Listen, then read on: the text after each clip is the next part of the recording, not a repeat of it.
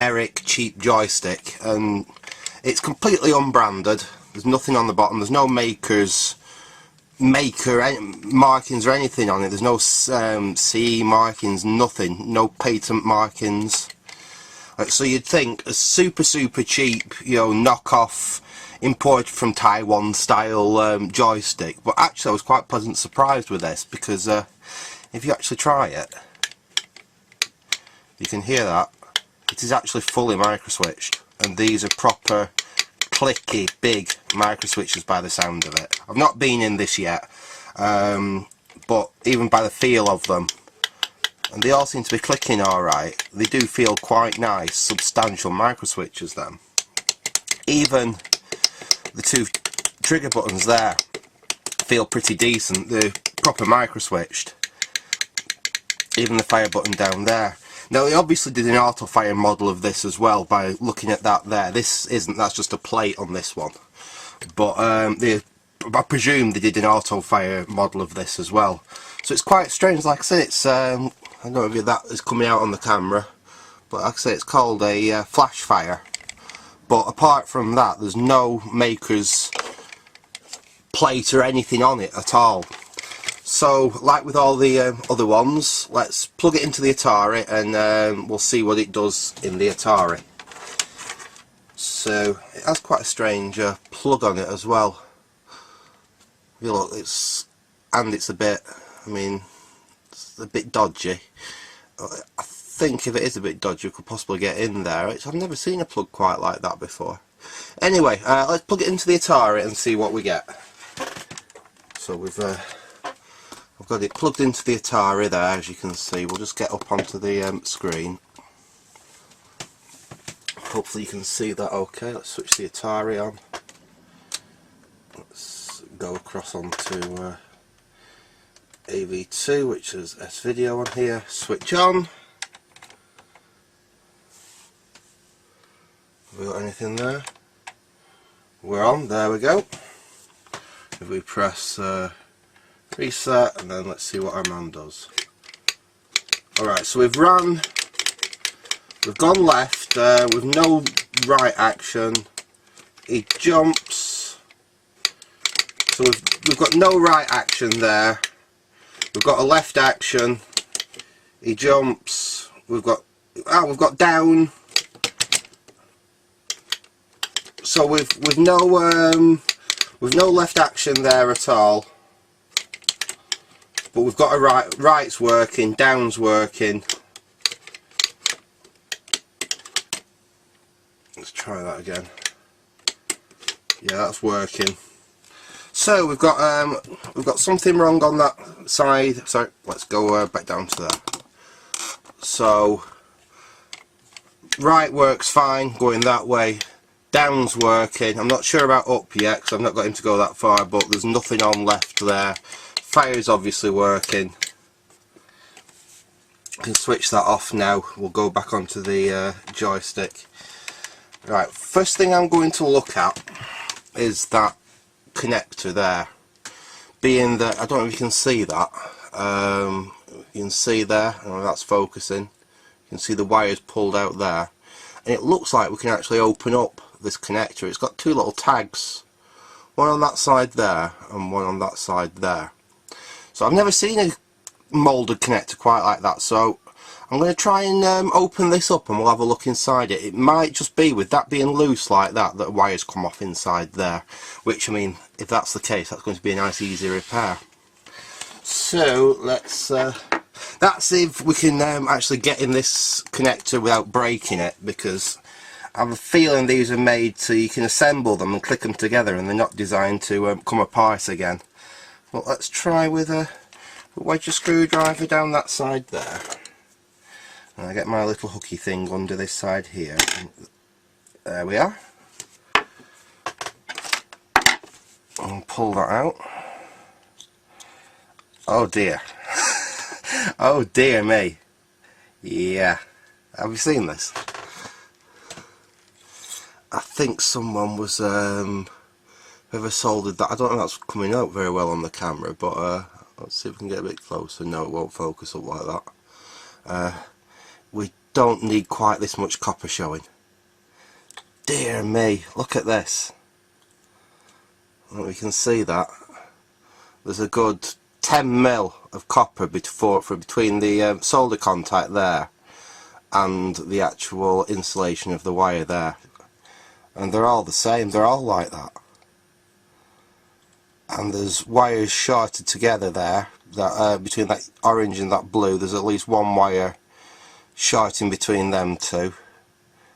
I'm actually surprised that even the directions that we're working like that. There's no wires snapped off, they're all where they should be, it's just they're all shorted together. I've never come across that before. Right, wow. Right, way we're going to fix this. Now, we could either just cut these off, re-tin the wire and solder them back on. The problem is there's no strain relief on this at all, so the wires are going to just pull and do silly things. Right, I've got two options here.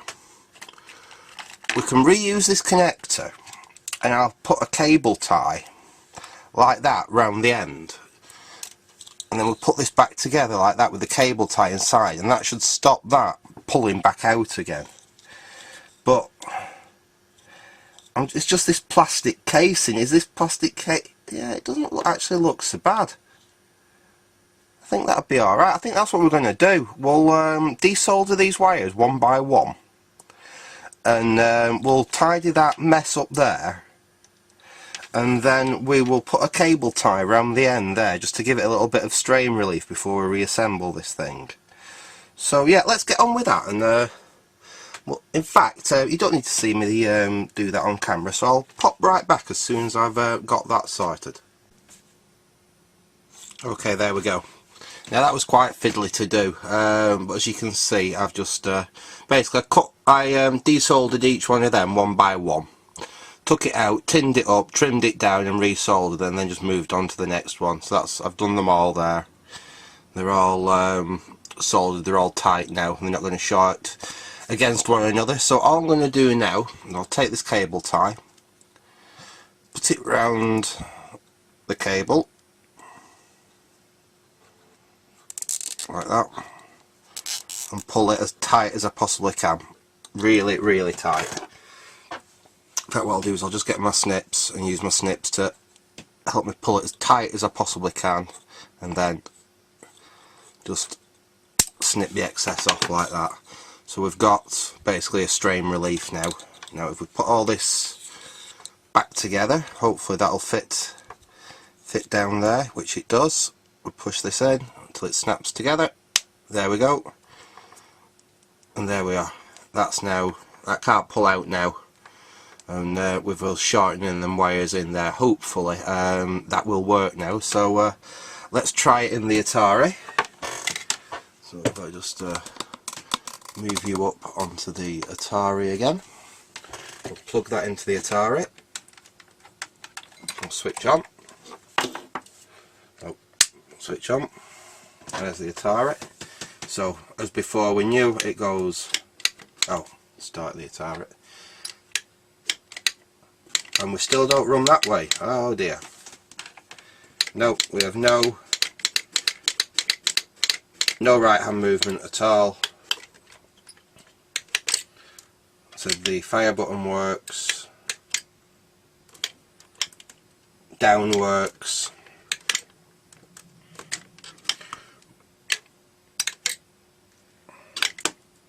but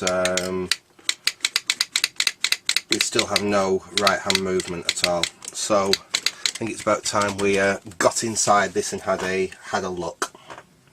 Let's switch that back off. We'll disconnect the Atari from the joystick, and we will get inside.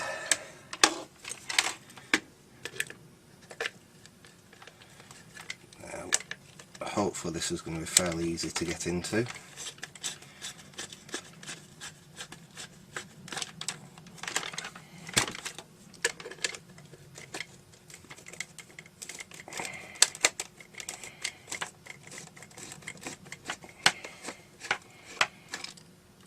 one screw out. These screws look a little rusty as well. I think these have been in here for some considerable time. Yeah, they're a little on the rusty side. And again, these have probably spent many years languishing in someone's attic or in a garage or a garden shed or God knows where else. These things tend to be dumped for many years. That's that one out. I'm sure the other one will come out when we tip the box apart. Oh right, okay, this is interesting. Just look at that there. Now it's not quite what I was expecting. Oops, let's get you down back on there. Right. And we've got, these are strange little micro switches. So let's put it the way around, and it would be that micro switch there which will be what will be causing problems. So let's get the meter on it and let's see if that micro switch is working.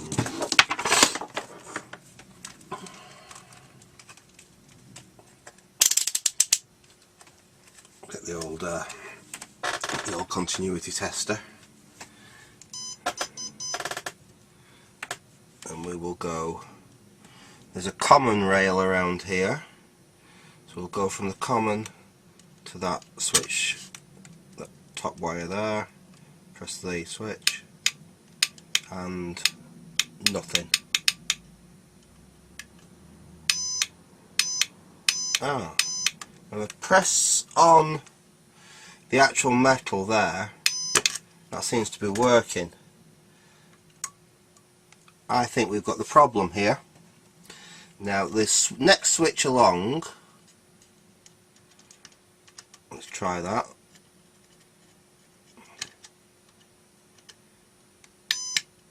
That works, but if we try on this one here, and what we've got, I don't know if you can see this, is there's a break basically between the two wires right in there, which is the common that goes all the way around. It's a very, very thin wire. So I think I've got a little bit of component leg here. If we tin that up, we should be able to make a repair there. Let's get the old soldering iron and a bit of solder. I'll tin this bit of component leg up I've got. There we go, that'll do. Ooh, that's hot.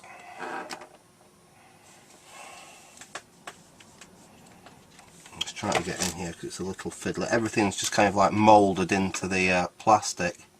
Even these switches seem to be just moulded into the plastic. Let's see if that'll take the solder.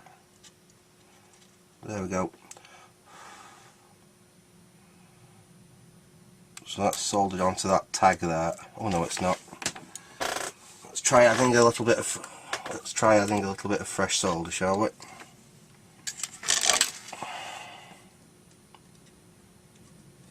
There we go. Little bit of fresh solder on that. Little bit of fresh solder on that. And I've lost that bit of component leg I was using. In fact, let's got a little piece here. That'll do. Let's see if we can solder this in place.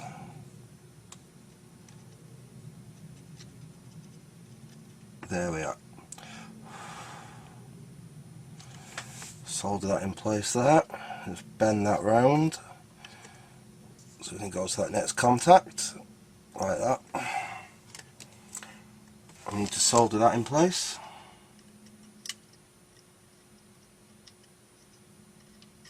Like that. Now let's try, we'll snip that little bit of excess off there. There we are. Now let's try again and see whether we've got continuity between there and there when we press the switch down. That's it, that's that sorted. Okay, let's try putting this back together again. I won't put the screws back in, I'll just put the fire button back in. Put this back roughly together, and we'll have a quick try on the Atari and see what's happening now. We'll plug that back in there. Let's switch the TV back on. Let's get you back up there, and let's have a look. Oh, hang on. Press start. And look at that now. We run backwards, we run forwards. So it was just a break in that ground wire. Let's try all the fire buttons. That one works. Let's wait for him to come back. Let's try going that way. Fire button, that one works. And let's try the one there, that one works. Let's see whether we can actually swim around a bit, because I am terrible at this game.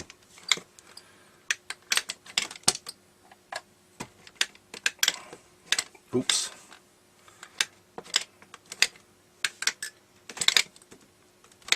Let's have one last go. There we go. So yeah, that's definitely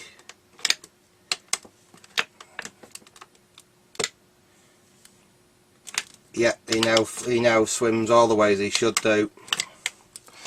Great. So let's go back down onto the joystick. So I'm happy with that.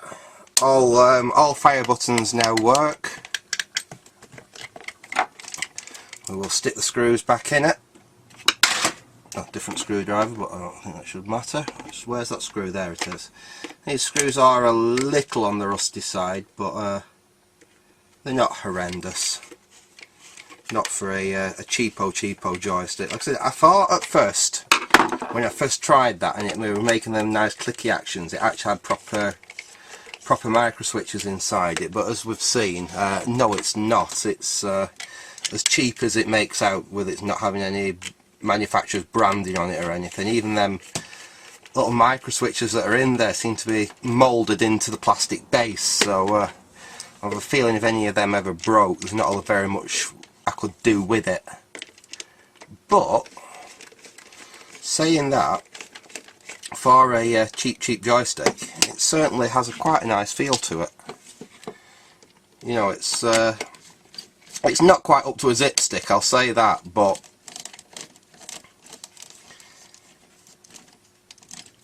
it's, I'd say, if I had the choice back when I was a kid between the old Quickshot 1 and that, I know which one I'd be rooting for. Longevity wise, I'm sure the Quickshot 1 would probably outlive it, because these things are bomb proof. I said they're cheap, they're nasty, they're not got the nicest of feels, but they're virtually indestructible, and when something does go wrong with them, they're quite easy to fix. This, it feels a lot nicer than a Quickshot 1. It's got a positive click feel to it in every direction. All the buttons. But as we saw inside it, it's as cheap as you can possibly get construction wise. You know, it's it really is cheap and nasty in there. But I'm sure if you're gentle with it and you're not yanking it around, it's a good joystick. Like I said, it's got a nice feel to it. It's responsive. That connector's certainly one I've never come across before. I've never come across like a moulded style connector like that you can actually open up and resolder. I mean, I've got, that's the type of connector you normally find as replacement connectors for stuff like that. They're just 9-pin shells, but there's no point replacing it if we can fix it. So yeah, that's fixed now. So that is a Flashfire generic cheap joystick, all repaired and ready to go. Like I said, not quite what I was expecting to find inside, but it all now works. So there you go. Alright, I'm going to leave that there at that for now. So thanks for watching, and goodbye.